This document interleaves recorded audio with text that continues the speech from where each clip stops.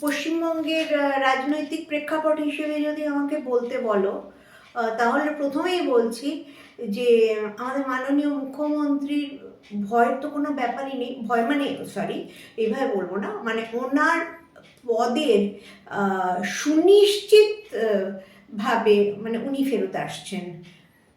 ওনার পদের কোনোভাবে কোনো রকমের ক্ষতি হওয়ার কোনো সম্ভাবনা নেই।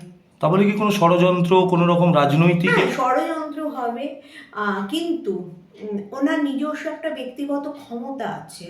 সেটা হচ্ছে আজকে 2 বছর আগে আমাদের মাননীয় মুখ্যমন্ত্রীর সঙ্গে ঠিক এই সময় 2025-এ দাঁড়িয়ে সেই মুখ্যমন্ত্রী কিন্তু তফাৎ হয়েছে, কেউ বুঝুক না বুঝুক।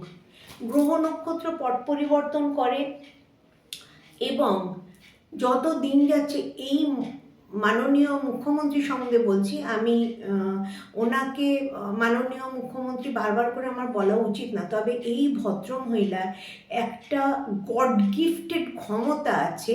পরিবেশকে উনি নিজের মতো করে কন্ট্রোল করতে পারেন, করবেনও। এবং ওনার বর্তমান গ্রহ নক্ষত্রের যা অবস্থা, আপাতত কোনো চান্স নেই যে ওনাকে কেউ নামাতে পারে।